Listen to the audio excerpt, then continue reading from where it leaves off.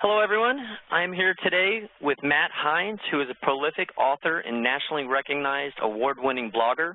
He is president and founder of Heinz Marketing with 15 years of marketing, business development, and sales experience from a variety of organizations and industries. He is a dynamic speaker, memorable not only for his keen insight and humor, but his actionable and motivating takeaways. Matt's career focuses on consistently delivering measurable results with greater sales, revenue growth, product success, and customer loyalty. Matt is a repeat winner of the top 50 most influential people in sales lead management and top 50 sales and marketing influencers. And today, we are going to talk about sales enablement best practices for B2B marketers. Matt, how are you doing today? Hey, I'm great. Thanks very much for having me. No problem. I'm super excited to dig into this topic, and after seeing you recently speak at CM World, I know that you are going to have some great insight, and your bio lives up to the truth as far as not only your keen insight, but your humor. You definitely lived up to that. So, kind of just dig into everything. First, want to let the listeners out there have you explain what sales enablement is.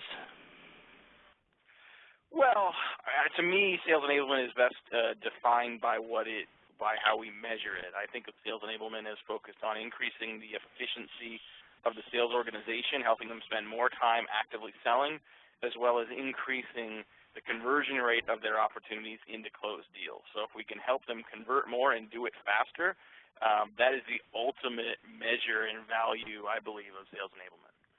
Okay, now you're saying we. You mean the marketing team, correct? I do, yeah. I mean, I think sales enablement, historically has really come out of sales operations, but I think sales ops has often been in more of a reactive and administrative role. I think sales enablement is a great opportunity for marketing to embrace more than their traditional role, to really more actively support more of the sales funnel, and a huge part of sales enablement is content. It's stories. It's ensuring you've got the right message for the right prospect at the right stage of the buying journey. And so that is, it's perfectly suited for marketing to own that and create really more consistency and velocity of customer conversations. Okay. Now, I always like kind of start from the beginning to end when we're talking about how something works or something pieces together or how marketing can help, and I assume it kind of starts at the beginning for marketing to help with sales as far as who you sell to, like buyer personas and all of that, and then mixing in a lot of the things I think we're going to talk about as far as, the campaigns and awareness and all of that. So I'd like to kind of start on the top and work our way through to the end, if that's all right. And like to have you maybe talk about at the beginning how marketing can help with providing buyer insights as far as like who should sales go after. How can marketing help there? Well, I think the marketing has a perfect opportunity to really own the customer personas, to understand in your target organization what does the buying committee look like. CEB tells us that on average in B2B, among B2B buyers, there's now 6.8 individuals that are actively involved in making a purchase decision. So it's not just understanding who is the buyer, it's understanding who are the buyers. Each of those individuals often have their own goals, they have their own perspectives, so they need their own set of messaging. And I think where we see a lot of account-based marketing programs come into play is building consensus and coordination among those different people, sometimes from different departments, very often from disparate perspectives, to build internal consensus towards filling a need and ultimately choosing your solution. And I would like to just kind of give a shout-out to Adele Ravella. I think she's a great resource for helping you. Are you familiar with Adele? Yeah, no, she's one of the best. I think there's a lot of great people in the content marketing world and the persona world. Adele literally wrote the book on target personas, and you do well to follow sort of her perspectives. But I think just simply understand who the primary players are. Differentiate decision makers from stakeholders and influencers. Understand the different stages they're going through as they make a decision, including stages that have nothing to do with your product or service, and simply have to do with committing to a change for themselves. what does that change me, and how does it what does it represent for each of those individuals in that group of 6.8? Yeah, I mean, I think, Adele's a great person to learn from. Okay. Now, so let's assume, we've done our homework and you figure out the buyer or the 6.8 buyers, and you got your correct and accurate buyer insights. How and where can this information be best utilized? Like, what are some good areas? What are some good examples that maybe you'd like to point out? Well, everywhere. I mean, honestly, I think a lot of times personas get developed, and then they're applied to content developed. They're applied to marketing campaigns. Clearly, I can't think of anything that is in front of one of those target prospects that shouldn't be driven by those target personas. I think probably the biggest place, we started talking about sales enablement, is making sure that the messages coming from sales reflect those personas as well. Way too often, sales is left to their own devices to write their own content, and it's not that they're not good writers. It's just that they have no direction, and oftentimes they don't have access to those personas you painstakingly put together, and so they often will come through with messages that, while good, may be different than what you're trying to get across, that don't drive as efficient of a throughput on helping someone better clarify and understand a potential need, create some urgency, and move a deal forward. And sales might be too caught up in the weeds. They might get a little tainted with what they think is important just because they keep saying it over and over. And maybe marketing can kind of take a step back and look at the big picture and really do the research. Is that kind of a point or that you would agree with or disagree with or expound on? We certainly see that quite a bit, but I think that I think every department in the organization, you see a lot of differences and sort of conflict sometimes between sales and marketing. I believe in the vast majority of the time people are working with the best of intentions. Marketing is not trying to deliver bad leads. Sales is not trying to just shoehorn people into deals without making sure that they need it. But I think left to their own devices, sales wants to sell. And unless you can put a case in front of them that says, listen, you're not going to compel someone to move forward unless they have a fundamental need. You have to sell the hole before you sell the drill. Unless you buy off on that, and then, hey, here's some tools, here's some messages, here's some templates, here's some structure on how to do that. I think that in the same way that marketing needs to understand that a chatty prospect is not a qualified prospect. Someone who attends your webinar isn't necessarily someone who's ready to buy in the next 30 days, right? And so there's a coming together of sales and marketing against common objectives that I think will help them find quite a bit of common ground. Awesome. Yeah, and this is, I mean, I don't know. It kind of is a new thing. In the last couple of years that you hear this, like sales marketing, you need to get together. You need to get in the same meetings, and it's not a sales meeting, a marketing meeting. You have a sales and marketing meeting, and it sounds like that's what you're a huge proponent of, and I think it goes along the lines of what many of the other experts out there that I've been, following and continue to follow and listen to are saying. So everybody pay attention. Here's yet another expert out there that's saying, hey, sales marketing, hold hands. Get together, talk everything out. Let's get aligned. Top of mind awareness, obviously, has always been critical. I mean, that's mainly the role of marketing in general. But can you dig into some ways that marketing teams can do this? Possibly even on well, let's just dig into that. Dig into like some top of mind awareness, how salespeople, marketing can do that will help sales. Sure. Well, I think first is just the approach that's important. I don't really want to be known. I don't want to be known for something. And that for something, I'd rather it not be my product or service. I'd rather it be sort of a specific outcome or solving a particular pain or helping someone achieve a particular outcome that they care about. And I think you can do that without really helping people understand anything about your product or service simply by sharing information, becoming a trusted expert in a particular category. So, driving awareness isn't making sure that everyone in an unaided way can give your demo for you. It's having people, like, when they hear a term, they think something. When you hear Volvo, you think safety. When you hear Porsche, you think speed and high end. You think about sort of what brands mean. Independent of what's under the hood, you start thinking by association about what that brand means. And I think everyone has the opportunity to really build a reputation for themselves as someone that is approachable and someone that earns ongoing attention from their prospects. So ideally, a greater and greater percent of your addressable market starts to seek you out and come back because you're providing value in some consistent way around a consistent theme. And I think, this is where content marketing can really play a big role, because companies can create and curate content around some central themes, so people start to associate them with those themes. And when you're known for a theme, when you're associated with approaching it and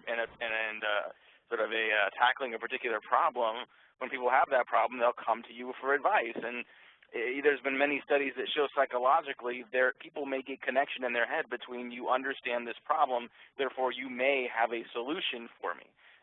Just because you understand and create good content doesn't mean you have the best solution, but that is the connection most people make in their heads, which makes you as the seller the incumbent when someone comes back to you and says, I now have this problem, help me. You've really explained that really well. I mean, I think a lot of people don't quite understand content marketing all the way. I always call it the simplest and hardest thing to understand. It seems it's not a linear way of thinking, but once you get it, you're like, oh, that's what it is, But I think you really explained it really well there. I appreciate you explaining it that way. Now, and you might have already kind of answered this, but you might have something else to say. I don't know, but creating brand awareness for like big brands, like you mentioned Porsche and Volvo, and you have your Nikes and Cokes of the world. You're a small business owner, or you're a marketing person for a small company. It kind of sometimes is overwhelming, and it's like, well, yeah, that's great, but give me $1 million budget, and I could do it too, right? But what about smaller companies? And again, you might have kind of the same answer, but what about smaller companies? How can they create the same sort of brand awareness with their target markets? Well, I mean, does a company of one count?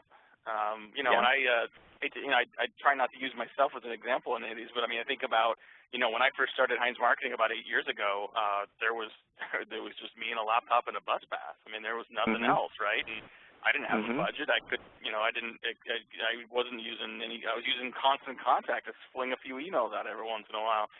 So, what I did have was a WordPress blog, and I opened a Twitter account, and I tried to think about, okay, what's the kind of content I want to be known for?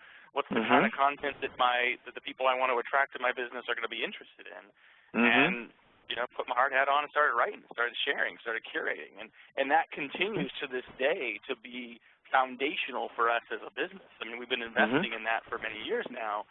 But, look, I mean, not every, some people writing comes easier to them others, and some people content creation is easier, some people time management is easier. So, look, I'm not going to say it's easy to be consistent and do this on a regular basis, but I also believe that we're living in an amazing time when you can create advantage for yourself. You can create an audience. You can own a media channel with zero cost if you're taking advantage of and, digging into and putting in the time and effort to create it.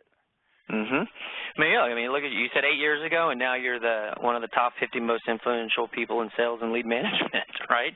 And you started as a company of one, and you basically just practiced what you're preaching now, right? And that's basically what you did. Now, yeah. I mean, and what's interesting about that is, I mean, influencer lists and whatnot, like, were never the goal. It still isn't the goal. Like, it's nice.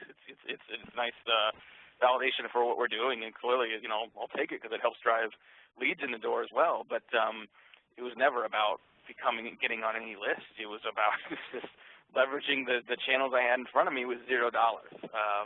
So I think it's an opportunity that almost anyone has. I mean, I look at people, that have gone from nothing to make themselves into someone. I mean, one of my favorite examples to watch these days is actually Carlos Gil, who he was at LinkedIn for a while. I believe he's at BMC Software now, but he has become synonymous with leveraging Snapchat in B2B.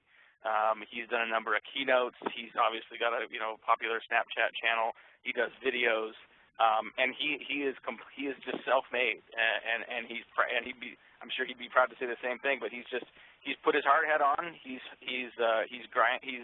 continues to grind every day.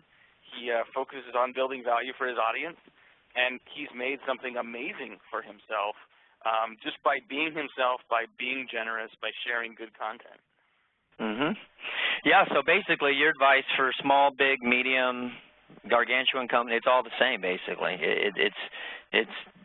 Get the message out about how you can be helpful, how what you want to be known for, what you want to help people with, and then consistently just do that, but do it on obviously a quality level. So yeah, so it looks like it's quality level, and I think in respond, be generous, be responsive. Create a two-way level of communication. I think the bigger the company gets, the less likely you have individuals that are willing to step out and play that role themselves. But I think that, we don't want to follow buildings and logos. We want to follow people. We want to hear from people. And sometimes the smaller the company, the easier it is for someone to sort of be the face of that company or someone to step out and be a representative of that company. But I think the more often people can leverage personality and humanity and emotion in their content and in their marketing, the better it works. Well, I think a lot of people know this, but yeah, buying decisions are actually emotional decisions. They're not analytical decisions. So yeah, that's a great point. Now that kind of leads me to my next question. You have brand awareness that you're creating. You're becoming your company as a trusted source. But circling back to the whole sales enablement with marketing and sales, how can marketing and marketing departments help create name recognition for individual salespeople? Or do you feel like this is something that's really important and marketers should focus on, or should it mainly be more about the company and its brand awareness? Well, I mean, it's always going to be a little bit of a mix of both, right? But I think it is important to build relationships and to create a bond between prospect and seller. And let's not pretend that the seller is a building. I mean, I think a lot of companies are concerned about individual salespeople building to their own personal brand, and when they walk out the door, they walk out the door with that. Well, that's always going to be a challenge with any employee that you have. You're always going to lose some, intellectual capital. You're going to lose something, internally or externally when people leave. But in the meantime, I'd rather leverage that, and I'd rather leverage the fact that, people can build relationships, that people want to follow other people, not buildings and logos. You as a marketing team can empower every sales rep with content, with tools, with processes that they can follow to regularly, far more frequently engage a wider, scalable audience of prospects. It's everything from curating content into their social channels to remembering to send someone a happy birthday card. There's 1,000 things you can do as part of that, some more scalable than others, but all of it is best done when it's people building relationships with people. Gotcha. Now, I'd like to move on to lead nurture campaigns. These words get thrown out a lot, and they sometimes feel like they mean similar things. Sometimes they seem like they mean different things, but I would like to kind of have you explain, because I think that this is one of the things that's really right up your alley, and I've heard you talk about. And I'd like to see how you can explain. Well, first of all, just explain what these are, and then I'd like to have you explain some good ways these can be accomplished, the lead nurturing and nurture campaigns. Sure. I mean, so I think in general what I've found is, usually between 10 and 15% of inbound leads are qualified and ready to buy, and something between 60 and 65% of inbound leads are qualified and not ready to buy. So you've got an audience where you've got the right person at the right company, they just don't have the level of urgency or a particular interest or context to move forward right now. Well, in an old world without lead nurturing, you'd have to you'd throw them back in the sea and then hope they catch your hook again someday, right? Today, you have the opportunity to stay in touch with them, to put more value-added information in front of them, to keep their attention, and in the process also build and reinforce and expand their understanding of the connection between you, your brand, and what you represent, so that when the timing is right, they are more likely to come back to you, but you're also more likely to have the right content in front of them so you can help move them forward. So if I'm sitting in front of a CFO, I'm saying, listen, like lead nurturing, it has an exponential impact on lowering your acquisition costs and making your sales and marketing more efficient. There's a media replacement value from a traditional marketing realm of lead nurturing that is highly material for companies that are in a mature growth stage sales environment. Now, on like a practical level, like how does this get accomplished? How do you do this? Well, I mean, I've seen some companies just do it very simply with what we were abbreviated as the EFN, the email effing newsletter, right? It's just, I mean, literally, it could just be like getting a little bit of content in front of people on a regular basis is valuable enough that they see your name and they associate that with goodness.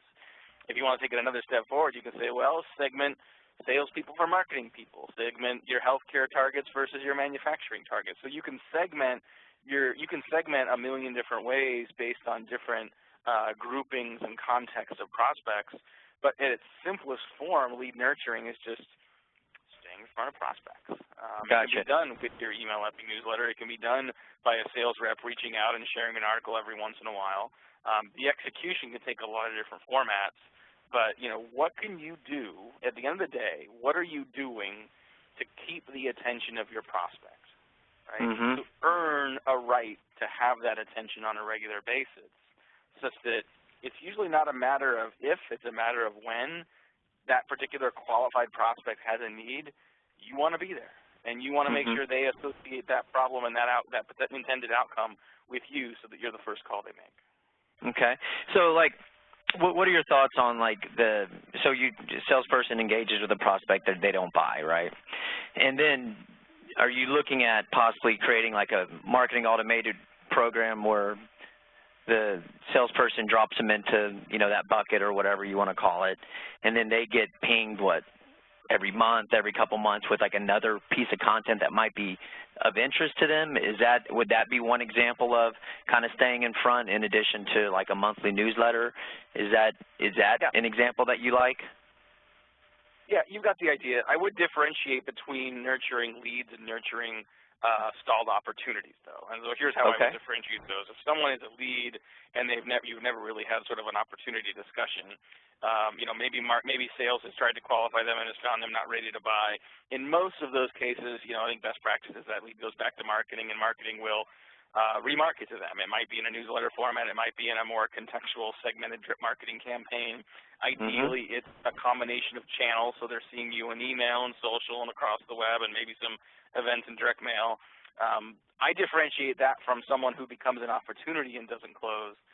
The majority of closed deals aren't closed lost. They're just closed not now, right? So when we do pipeline development for clients, we call that stage close nurture.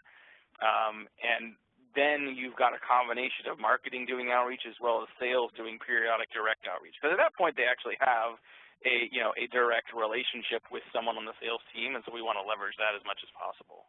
Okay. Well, that really, you know, leads me to my next point here. So now that a salesperson has engaged, is there anything else marketing can do at that stage, or is it mainly I've passed the baton, you know, not counting the content with the monthly newsletters and stuff like that? And the answer might be I've passed the baton. It's now it's sales team. But is there anything else marketing can do at the stage of helping them through the sales process? Well, I think, you know, the answer to that is kind of back to the beginning of our discussion, sales enablement, right? I mean, there's certainly content that can help get the lead over to the sales team, but once sales has that lead, you know, what conversation should they have in what order? What tools do they have to better facilitate engaging with those prospects? Everything from, you know, communicating with the prospect to presenting a demo to presenting a proposal. I mean, I think about the technology stack that sits in front of the sales team, and I feel like that's a sales enablement function that can be supplied by marketing. So again, like back to our definition of what can you do to make your sales team more efficient, and what can you do to help them convert more deals? If it helps directly with one of those objectives, I think it falls into sales enablement, and I think it falls within the purview of a modern marketing organization.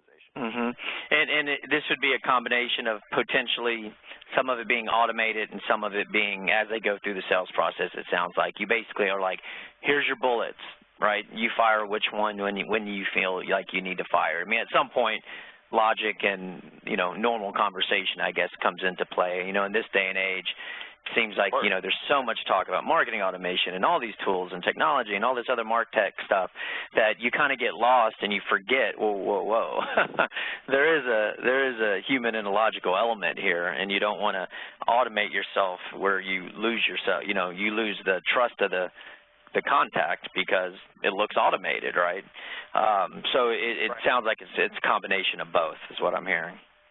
It absolutely is. Yeah, I mean, a good example of that is the idea of sales scripts. I have never seen a sales script that works. There is no script that you can use in every situation with a prospect. Now, you can script a voicemail. You can script an email template, obviously, and you can script the beginning of a conversation. But from that point forward, you can have a sense of direction. You can have some bullet points of where you want the conversation to go. But to a large extent, once you get into a live call, like you're in improv time, right? I mean, you have to be good on your feet. You have to know where you want to go with that conversation. And you need, I mean, you're literally doing custom communication in each one of those times. So, I mean, this is, look, I mean, if you're doing B2B sales, unless you're doing something that is simple and transactional, which is a minority of situations, the human element is extremely important. Like we're not going to get rid of salespeople anytime soon for these complex deals that need reframing, that need consensus building, that need someone that can help shepherd the customer to get to the right outcome. Right? It's when people are doing this right and when salespeople are doing their job right, you're not advocating for your deal. You're advocating for the customer's needs. You're advocating for an outcome your customer desires. And when you've got those organizations with your 6.8 decision makers, that requires a set of skill. It still requires a deft human hand. Gotcha. Now let's move offline a little bit. Now you have a ton of experience in sales and marketing, and you're obviously super crazy versed with the cutting edge technology and tools and everything. But let's go, I guess, a little bit old school. What are some offline, non-digital activities that you've seen marketing play a role in helping sales with to maybe give some possibly some tangible ideas, like some things that maybe are forgotten lost art that you've seen work for yourself and that are continuing to work for other people? Sure. I mean, a lot of the old quote-unquote traditional channels still work really effectively as long as you use them well.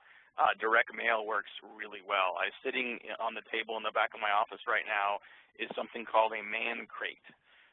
Someone sent me this. It was part of a marketing campaign, and I kid you not, like I open up this cardboard box. Inside the cardboard box, it's this wooden crate that is glued together, and it came with a small crowbar. I had to crowbar the damn thing open, and there was something in it and a message and look, it's like that's not cheap. You can't do that if you're trying to market to millions of people. But it made an impression. Like I've talked about it a lot. It's still sitting here, and people ask me what the hell is that thing, and I say it's a man crate. And let me tell you about it. Let me tell you who sent it to me. So why don't you give a shout out to them? Let's give them a shout out so that hard work pays off for them. Yeah, no, the company is Avention, and they're doing some great work in the big data ABM space, and it was just unique. It was different. It stood out. We've done a few things like that with for some of our clients that are targeting that have sort of small and strategic targets. You don't have to go. You're not looking for the lowest common denominator. You're not always looking for the lowest cost per lead. Sometimes you do something to stand out, especially among those decision makers and senior people that are hard to get to. Events, like if you go to Salesforce.com, a couple people in their enterprise IT services space, what's your most effective marketing channel? And the answer I've heard at least 2 or 3 times now is dinners. They do dinners with 20 or 30 people in the room, and 70% of them are prospects and 30% of them are customers and partners. And they just have a conversation. It's a relationship-building opportunity. It differentiates them. It's memorable. So, I can go on and on about a bunch of, examples that are sort of quote-unquote old school. None of them have anything to do with digital. Look, I mean, the channel is simply the conduit of an experience or a message or an outcome that helps get you closer to a mutually beneficial, resolution or outcome. And you can get there in a variety of different ways. Yeah, and thank you notes, right? Send those thank you notes, handwritten. Go. Well, in the beauty, and thanks to the World Wide Web, you don't even have to handwrite them. There's a company called MailLift. You can integrate into Salesforce, or you can send them a formatted, a templated email. They have, I kid you, you can't make this up. They have a team of retired teachers that will handwrite your letters for you. That is crazy. Well, I don't think anyone can match my handwriting, so they'd have to find a 5th grader. I'd have to contract a specific 5th grader to write for me. But, and to bring this kind of together with digital, and you mentioned ABM, account-based marketing. If I'm, reading between the lines or maybe within the lines of all of this, it's about narrowing down the people that you can then engage with on a higher cost, a dinner level, sending them a crate type of thing. You're right. I promise you, you weren't one of 500, or well, maybe they have a big enough budget for that, but most likely you weren't one of 500 people who got that. There's probably a reason that you got narrowed down in some form or fashion, and to bring technology. So I think you might know where I'm going at with that. If you want to kind of expand on that to bring the technology part, to this offline specific part of how people can narrow that down. Well, I'm not even. I want to address it not by technology, but in terms of like business value, right? And this is where I think the reframe for marketers becomes really important. If you as a marketer are focused on generating leads, if your number one goal is to generate leads, you probably have a lead goal and you probably have a finite budget you're trying to stay within to generate those leads. But not every lead is created differently. Not every sale is created differently. What if I told you that a particular segment of your customer base not only converts to sales at a higher rate, but also has a 3x lifetime value of your average customer? What are you willing to do to buy that lead? How much are you willing to spend to generate that prospect? So all of a sudden, if you start thinking about lifetime value, you start looking at metrics that are at the bottom, if not beyond, of the sales funnel. It changes the economics. It changes the prioritization of the way you think about what you might do in marketing. And I think too often marketers and B2B marketers, even marketers in a complex market, are focused on volume. We're focused on economies of scale. We want to get as much impact out of stuff as possible. We like our up and to the right charts that show lead volume. I could care less about lead volume, and I bet your C-suite doesn't give a crap about marketing qualified leads. They want pipeline. They want closed deals. They want margin. They want lifetime value. So at minimum, start using the language of your business as a marketer, and ideally you start to focus your efforts on what's going to give you the best ROI on those business metrics. It's the executive dashboard, not your operational marketing dashboard you should be focused the most on. So basically, it might be worth taking a slice of your budget and going after some of these big fish with really, really nice smelling bait, I guess. Really go after them. They may not even be your biggest fish. I mean, if you look at your database, if you look at the trends in your business, you may find that there is a unique small segment, maybe a smaller type customer or a customer in a unique unappreciated market that loves your product, that loves your service, that sticks around longer, that spends more money. So it's not always the biggest logos. I mean, when people do account-based marketing programs, you don't go after the Fortune 100 just because they're the top 100 businesses. What are the attributes of companies that are most likely to need your services? What are the attributes of companies that tend to be your best customers? Your top 100 logos may not be the world's top 100 logos, but you still need to focus on where you can get deals and where you can get your best, most satisfied customers. Great point. Awesome point. Well, as we awesome, great stuff. Thank you, Matt, for all of that. And but now to kind of move a little bit further, now as we approach, you got people, you're talking to them, they've nurtured, you're engaged, you're getting close, right? You're getting close to that sale. As we approach the close of the sale, are there ways marketing teams can help the sales team secure it there, or again, is it the sales job to kind of close and finish it off? But is there anything marketing can do? So the fifth of 6 buying journey stages, according to Serious Decisions, is what Serious calls justify the decision. And I think that's a critical stage for marketers. I think once you get to the point where you have bought off, you've got a high percentage of those 6.8 decision makers internally are bought off on what you're doing. What do you need to arm them with to go to the final decision maker to sign on the dotted line? What's the final set of decision-making criteria? Is it an ROI calculator? Is it case studies? What can you do to lower and reduce the risk, get the risk low enough to move forward that someone will finally say yes? And there's a lot of ways to do that. I mean, some of that is sales' job to sort of really cement that internal consensus so that they go to the decision maker with a unified front and say, we all believe we should do this. Gotcha. Well, you may have already set the groundwork to do that, but what other messages, what other supporting points, what case studies and areas of justification can you arm your sales team with that they can use with your prospects, use with those near-term deals to get them across the finish line? Gotcha. Yeah, so basically, I've always even personally kind of had a hard time, thinking about it, because it almost sounds like lead nurturing, you have this stage, okay, now marketing needs to jump in now. But what you're saying is marketing, just think it through ahead of time. Think it through, think of these buying stages and the content that would be necessary through those.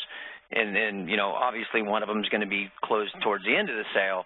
What would be something that would be compelling, and develop that piece of content ahead of time, and then just make sure the salespeople know it's at their disposal. It's not anything that they're necessarily needing to jump in the nth hour, the 12th hour. It's something that they should have thought of in the first hour, and got the sales team, another bullet to use at the right time.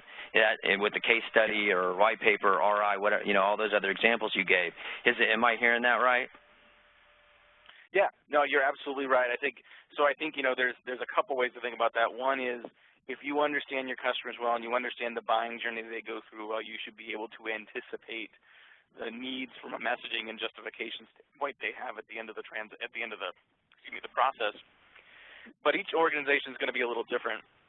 And I think if you don't have the ability to be innovative and agile at the end of the process as well, as a team, there may be things marketing can provide, there may be things sales can brainstorm and deliver, there may be one, objector inside that 6.8 you got to deal with in a custom way for the culture and politics of that organization. So, there isn't a one-size-fits-all for everybody. I think your playbook and your content and your buying journey execution can handle the majority of situations. But you got to also be prepared to, kind of go to the war room and get innovative and creative to get more of those deals across the line. Cool. Okay, just final one here. They're sold, right? You have any examples of how marketing has helped with keeping clients as lifelong customers? Well, once someone's bought, ideally the product or service is what keeps them on board, I think. But, there's an opportunity clearly to, resell, to confirm the decision, to communicate overtly the benefit people are getting, even if they're not seeing it, or even if they're not calculating it themselves. I think the mistake a lot of companies make is they approach renewals at the time of renewal as opposed to beginning renewal on day one. You got to constantly be thinking about, what do I do to make sure that the renewal with this customer is a slam dunk, that it's done without a second guess. And part of that is just your product or service fulfilling on the promise that you started with. But the relationship people have with you, the way they feel about the relationship, the service they get. Sometimes people, aren't choosing the best product in the market. Sometimes they're choosing their favorite, someone that they feel comfortable with. Especially when they've got an existing relationship. It's painful to change vendors. It's painful to change to someone else. You'd rather just stick with what you've got. So don't give people a reason to leave.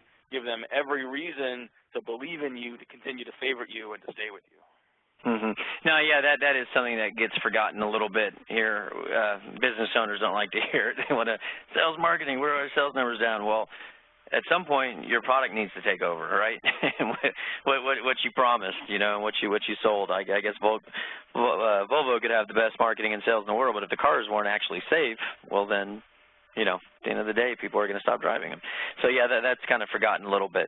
Well, awesome, Matt. I think you gave a ton of great pointers, great information.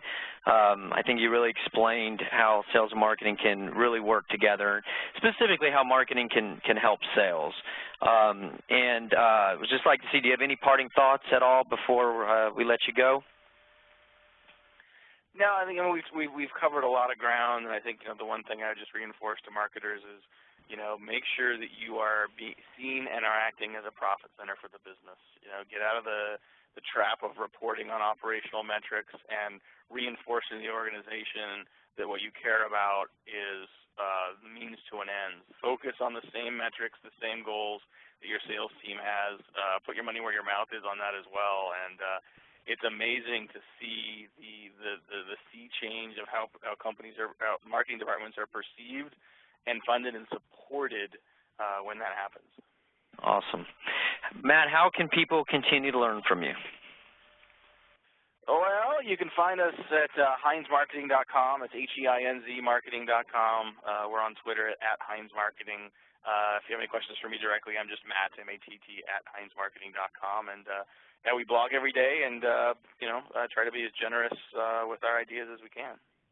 And or go to any one of these top conferences and they might see you speaking, right? Well, awesome, Matt. Hey, appreciate your time, appreciate your insight, your expertise, and looking forward to the next one. Sounds great, man. Thanks very much. All right. Bye-bye.